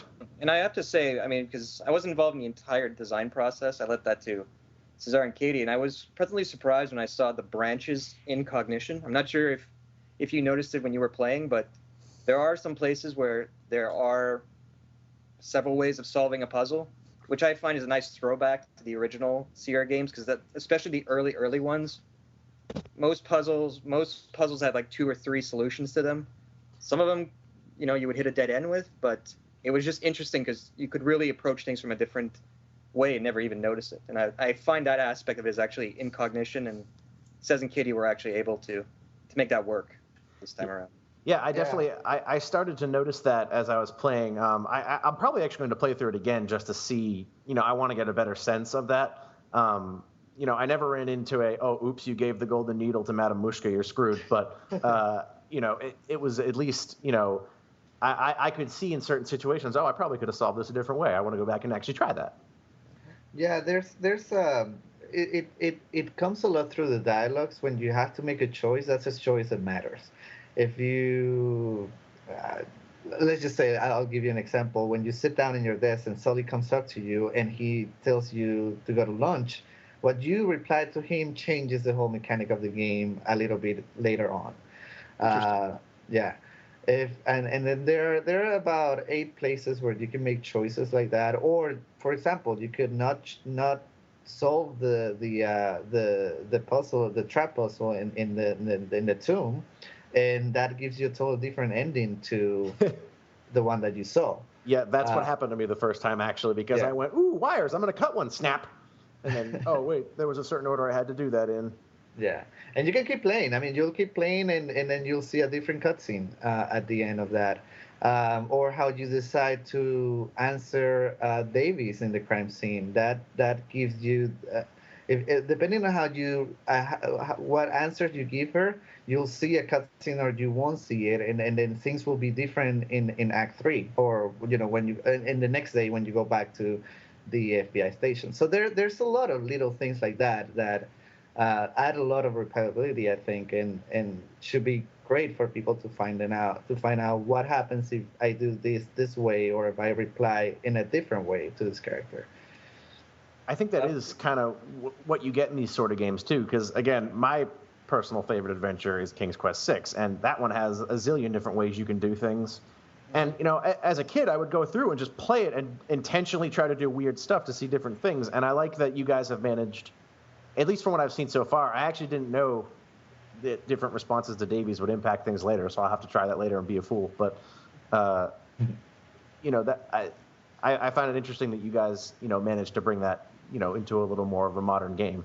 Yeah, and honestly, I think as we move forward with our games, you'll probably see more of that. That's an aspect of things that we really like. It's more, from a programming standpoint, the more branches you put in, the more complicated it gets. So I know, like, on the programming side, we had to set things up. They don't like Cesar quite as much because of that. But I think the end result was quite. I mean, obviously, we wanted to take it further, but we raised the question of, okay, do we want to take it down the line with different episodes? Like, what options, whatever you decide to do in episode 1 affects episode 4, and that would have been really cool. But we realized if we go that route, that's going to be very complicated for us to keep up with at this point of our company life. So we decided to do it within every episode, a little bit of that for every episode, and then but the future is, that every decision that if we continue to keep doing episodic games, which is what we want to do, is that they're gonna be whatever decisions that you make in episode 1 are gonna affect episode 3 down the line. So that's the long-term goal that we have for our games. I think definitely it is a good start there too, and you are starting to see that more often. You had that with Mass Effect. You finished the first one. That's an RPG, but you finished the first one. Your decisions carry over. And you get to see how they play out. And I still haven't managed to sink a ton of time into it, but Telltale's Walking Dead has that. Who's going to live, who's going to die, who'd you feed, and that plays through later. So it does seem like having those kind of decisions in an episode individually, will eventually grow to, hey, you gave that guy a donut in the first episode, he loves you in the fourth episode. Yeah. Yep. Exactly. And that's how it's small. It's not very impactful, but it does add a different experience to people who want to try and play the game again and try different things. And that's what we were looking for, because you can either choose to be an ass with this guy or not, and that changes the way that he'll help you or not help you in the next puzzle. So that's what we wanted to take, and as we continue to grow again, and we have more people or more experience and the ability to do more, we'll keep on adding that stuff. That's actually really great. I did like, I'm personally, it's kind of funny because on the gaming side, I hate to make a choice, because I always feel like I made the wrong choice and I wanted to do the other thing. But I do understand how important that is, especially in today's gaming world, and how people really love that. Are you guys using the Unity engine that you used for the Silver Lining for this game? Actually, for the Silver Lining, we use the Torque engine, which is a much older, more outdated engine. Okay. Now we've switched over to Unity for... I was wrong. Yeah. We will be using Unity for episode 5 of the Silver Lining. And now when it comes out, it'll be the look will probably be a little different. It'll be more advanced because of that. In fact, we did that on purpose so that all the improvements and the new pipeline that we developed for Cognition will allow us to put the Silver Lining out more quickly and in a better shape than the original 4 episodes. Oh, interesting. So in the last 10 months, we've actually created the 2 main tools that we're using to develop this game, which is a cinematic tool and the scripting tool, and a conversation tool as well. So that's all been together, put from the ground since January, when we started working on Cognition. So right now, which we're already working on our next game that I cannot say much about, but we're working on version 2.0 of those tools. So we'll keep improving as we go. So did you find that since you changed engines, was there a lot of a learning curve, or yeah. I mean, it's one of those things like you're learning to walk all over again, because you can do it, and but you don't know how to do it in this new environment, or the tool that you've been relying on for so long in the original game engine no longer exists, or you have to rebuild it from scratch. So I'd say there was a good 6 months of that was just rebuilding the pipeline, and at the same time, and that's the tricky thing, is you want to build a new pipeline, so you want to make it better. At the same time, you're learning how the engine works, so you have to make sure that you don't completely change it, because you're familiar with, your entire team is familiar with an entirely different process. So that's why we're kind of excited about, we have Tool 1.0 now that we've done Cognition with. Now we can finally revise it and try to bring up the level for our next game. And honestly, I think you'll probably see an improvement in Cognition episodes 2, 3, and 4, because a lot of the improvements we're making for our next game will probably get ported into the pipeline for those. So it's an ever growing experience for us. And I mean, as you probably remember from the Silver Lining, the first episode had a lot of problems and bugs, and as we progressively went through the episodes, we tried to fix those things. You'll probably see the same thing with Cognition. It'll get better and better up until the end. Yeah, and because I mean, our main goal with that was, we wanted, with TSL, you needed to really be a scripter if you wanted to touch any sequences, and I always saw that as something that really hindered us, because obviously there was only a few of us that could even try to do that. So we wanted to put the cinematic tools in the hands of animators so that they could do the whole talking between characters, and that's how we feel that we improved a lot on that from TSL, and that's partly because now all the conversations were put in the hands of animators, and that's why we built this cinematic tool to make it easy for them to use. Yeah. And a big difference from the Silver Lining to here is in the Silver Lining we had a bunch of pre-made, 6-second animations that we would use per line, which one works best for this line. With Cognition, we started a new process where the clips are a lot smaller, but because the cinematic artists have more freedom with it, they can actually be more like a DJ and splice different animations together to make something a little bit more visually interesting. So I definitely noticed that too, because I remember with TSL, you kind of had your box with conversation stuff on the bottom, and then King Graham would just be like, oh yes, and then I did this, and then I did that, and for that game it was like, okay, that's fine, Well, I that was one of the first things I noticed in Cognition, is everything has a much more cinematic look to it. A, because of the art design, and B, just because of animations. Like occasionally, I'd run into something goofy where and that may have just been a goofy glitch or something where Erica's eyes would roll backwards. But by and large, you would have these conversations that seemed so much more natural because she'd be looking at the person and gesticulating at them, and the other person would be nodding while they were talking. I definitely noticed that.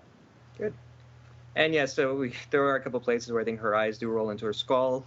We did try to fix those, but can't catch them all. So you work towards it, Exactly, and that's our view on things. Is we know the game is not perfect. It's got its rough edges, but as we go through the games, we'll try to improve on those things and make it better and better and better. I think you guys are in a better position than a lot of games, because a lot of games have a bad foundation, so anything you do on top doesn't matter. Right. Exactly. Whereas here, you guys have a core of really great art design. You have fantastic music. I love the music, but I run the soundtrack section at RPG Fan, so I notice the music first every time. You have the good writing and all that, and I like the puzzle design a lot. So having a good foundation to build on, I personally am a lot more, well, whatever, her eyes rolled the back of her head, but I don't really care because I'm interested in the conversation. Yeah. And the one thing, and this is a history that we've had with our game release that I want to continue, is that we always take the feedback we get from the previous episode and try to take care of it or correct it or apply it somewhere down the line if we can at the moment because of deadlines. And I found that's helped us. Even after the first episode of Silver Lining came out, there was a lot of feedback. We couldn't fix everything at once, but you guys fixed a lot. Tried to deal with things as we could go along. And I think it's an interesting thing because not many game developers necessarily do that. Mostly because they don't all do episodic games that give you that benefit. But, it's nice to get the critiques from your fan base and be able to try and improve it and appeal to their likes a little bit more. I actually had a canned question of, are you guys planning to do that? Because that was something I was actually really impressed with TSL was, I would go on the message board. If I had a bug, there were 10 other people talking about it, and you guys were there actually all right, well, what happened when you got the bug? Can you send us this? Can you send us that? And, both as a guy who writes about games and as a guy who has played them forever and ever, to see someone taking that much interest in their project makes me, that's the kind of feeling you want to have when you're playing a game, especially a story-based game. It personally makes me feel as if you guys actually care, which is, if you ask me, fantastic. We do. I mean, we care about our fans all the way. That's why, we have our forums, and we ourselves are there in the forums talking to them just because I want to hear what they think. I want to hear their feedback. I want to know what they like and what they don't like because we're making these games for you, not for anybody else, right? So the more that we can cater to our fans, the better. And our lead programmer who did a lot of that very stuff you were talking about in the forums, he's gearing up for the release of Cognition. I think I've already seen him starting to post things in the technical support forum, which probably be made viewable to the public soon. And he's ready to go on that stuff because he too wants the games to improve as much as possible over the course of the next few episodes. I mean, it may sound a little cheesy for me to say this, but one of the things that I really, really, really like about Sierra is that it made you feel like part of a family.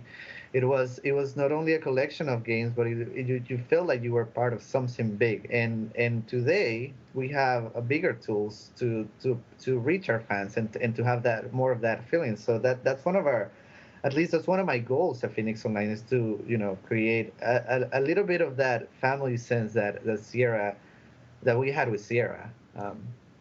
I don't think that's cheesy at all. Actually, I like hearing that because as a kid I would buy the King's Quest collection or whatever, or my dad would have it, or I'd pick up one of the manuals, and you have all this background dialogue with in jokes with the Sierra developers because you had Roberta and Ken Williams, and you had this really tight knit group of people who were enjoying what they were doing, and all the in jokes kind of brought you into that world. So I can totally see where you're coming with that, and I definitely think you guys have that, with some of like the jokes in the game. Like, well, I didn't think it was very funny, but I'm playing, the game is not out yet. I'm playing it, and there's a button for TSL 5, and I was very disappointed to find that it didn't do anything yet. Huh? Maybe it will in a later episode. You never know. And then, you had Erica. It's got to be there for a reason, right? So. Yeah, certainly. You had Erica kind of commenting on it and making an in-joke, and I vaguely recall from episode 2 Graham having a joke about Walmart, or the narrator having a joke that was not part of the experience, but I found it hilarious. I said, these guys are having fun with it. That's what I want to see. Although with the silver lining, we did learn the lesson that you don't want to break the fourth wall too often. We did actually get a little bit of kickback from that too sometimes. Really? That's interesting. I mean, King's Quest 6 broke the fourth wall. I mean, if you were on the logic cliffs and you kept walking Alexander off the steps, he would be like, hey, stop making me fall. Yeah, we might have just been doing it too often for certain people's taste. So I mean, it's one of those things where you think you have an idea and you're like, oh, this could be really cool, and then it comes out, you're like, oh, maybe it didn't work out quite the way we envisioned originally, because there's a lot of fans out there, and King's Quest and all the other Sierra games have touched them in a different way. So it's like, there's different aspects of it that they all like. So what we liked about the games, not necessarily what somebody else did, and so forth. Yeah, very true. So I have two more, actual questions, then we can wrap up, if anyone wants to say anything. But so you have Romano and Jane involved with this game. What was the capacity like with that? Like, I know, with you, directing the art, what sort of, interplay did you have? Like, who was doing most of the art? What was Jane's capacity? And like, oh, did you write something and say, hey, what do you think of this? Or, did she write anything? What was that relationship like? Well, Romano, to be honest, he's responsible for the entire look of the game.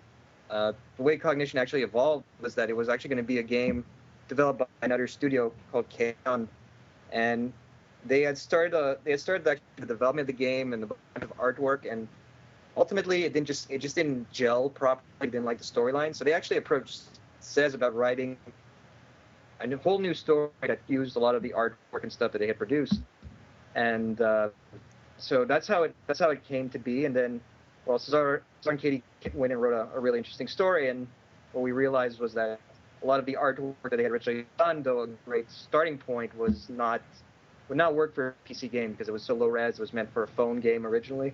Romano was involved in helping us to up-res all that artwork. He supervised the process, made sure the artists involved learn the proper line art and get the right look for Erica Reed and so forth.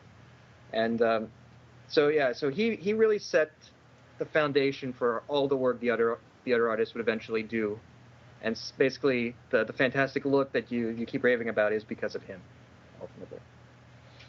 Yeah, and with Jane, we had met with Jane on last year, and since our meeting we always talked about, well, what will be a good project for us to sort of come together and do something on.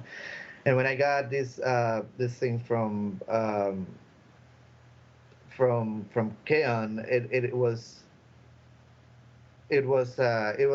we thought that it was a great chance to do something with her. So I approached her, I talked to her about it, she liked it, she liked the idea, and then I started to I wrote a full outline. Well, I'm lying. We first came to her with a bunch of ideas that we had. We had a meeting with her, and she read through all of those ideas, and she basically said, well, this works, this doesn't work, this might work. She gave us a focus on what the story should be about. We had two different ideas that we wanted to sort of put together into the same thing, and she said no, just grab one of those. And I think that this is the most interesting one. She went with the cognition idea. Just go on that, and you'll have a great story. And that's after that, I thought more about the story, and I came up with the whole proposal for the 4 episodes. And since then, she's always been helping us with the story. Once I finished the script for example, when I finished writing the script for the first episode, I sent it to her, and she went through the whole thing, rewriting and fixing some of the dialogue, and rewriting some of the lines, and giving us feedbacks on how things work or not. And so it especially on the writing part of it, it has been a very big help from her.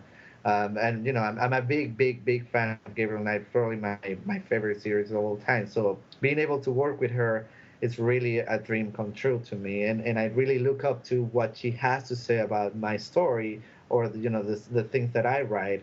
And she's been very great. I mean, she's been very it's been a very helpful experience. Yeah, I would say, like, for us, it's basically like an apprenticeship with these bigger names like Jane and Romano, and they've really helped us elevate the quality of our work, and really kind of just give us perspective on, sometimes you're really minded on something specific, and then they can actually tell you, no, that actually is not going to work, or maybe if you did it this way, it might work better. So it's really been a great learning experience for us, and we hope for them too, just to see a different perspective on how to approach stuff. So it's been a good relationship. That sounds excellent. Yeah, purely from fanboy jealousy, I'm very jealous of you guys. But but on the other hand, it's fantastic that you were able to get them involved in that capacity. And I like the way you explained it. Sort of like it's almost like an apprenticeship. You have it's like the old guild system. You have the master, the apprentice, that sort of thing. And it definitely feels like it's more refined than TSL. I love TSL, but I feel like Cognition is definitely an evolution from that. Like, you guys definitely have a distinctive style, but it's definitely matured in Cognition, and I personally am looking forward to playing through the rest. Yeah. So, and I have to say, like, even with having Jane involved, also brought some other great people on board to help us. Robert Holmes did one of the theme songs for the game. Oh, really? Called The Taking. Yeah. And his daughter is actually the voice of Erica Reed in the game. So honestly, that entire family is totally involved in this game. Yeah. If you hear, I don't know if you have a copy of the soundtrack or not. You should have one. If not, I can provide a copy to you guys, so that if you guys want to review it in RPG Fan. Yes, the actual song of the game was written fully by Robert and sang by his daughter, because they have the Scarlet Furies, the band, so they record that for us. So it's a great song. Yeah, they're an excellent band too. This isn't really objective. This is subjective for me, but I reviewed Grey Matter, and I love the music in Grey Matter, and the Scarlet Furies tracks in that were excellent. So when I heard that, Riley Holmes was going to be voicing Erica, I said, oh, it sounds like they got the whole family involved. Yeah, we did. And I'm not sure if you noticed the Scarlet Furies poster. I did. There you go. A little nod to that excellent band. The first time I heard their music, the first time we met Jane, actually, Robert was nice enough to give each one of us a CD of their band. And honestly, I listened to it all the way home. It was really, really good. Oh, that's really cool. Mm-hmm. Yeah, it was an interesting bit of sort of meta commentary when Erica says, "Oh man, I have to go see the Scarlet Furies. I love them." I go, "Wow, that must have been a really hard line for her to say in recording." Probably. So I guess I sort of had 2 more questions, but I'll wind it down because I don't want us to be on here all night. But so you guys, right now you're in separate places. I'm that sort of thing. In the future, great scenario, Cognition is a success. You guys make 50 more games. Do you ever see becoming the kind of company where you have an office, you all live in the same place, and that sort of thing? You won't be telecommuting, or do you like the current setup? What do you see as that for the future? That's a really good question, to be honest. We thought of both scenarios, and really we have to see how things play out, because we would love to have a studio. It would make sometimes the communication a lot more easy. Because a lot of times you're talking over Skype and you are thinking of something in your head, and the guy on the other end is completely thinking of something completely different. It's not like his interpretation of what you're saying is not always accurate. And sometimes that's led to issues that honestly could have been resolved really quickly if we had been in the same room. That being said, everybody lives in a different place. It would be maybe difficult to move, 20, 25 people out of their different homes to move to one central location. So it's a logistics thing that we will deal with if and when it ever happens. But it's something we would like to do. Yeah, it's definitely one of our goals. Definitely that's my next dream, to have everybody in the same room working together, because that, I've done it before with working for Telltale and working for Activision, and there's that organic side of being together in the same office. It's something that we would benefit a lot from. And it's true, because actually one of my friends recently started working for us. He used to work at Autodesk, and now he wanted to work for a little smaller studio and learn and help us, get up there. And so technically my house is the biggest branch of the studio because we have 2 people in it. But it's really like the dynamic has completely changed since he started working here a few weeks ago. So it's definitely something we would like to do down the line. Excellent. Well, all right, guys. Well, thank you so much for your time.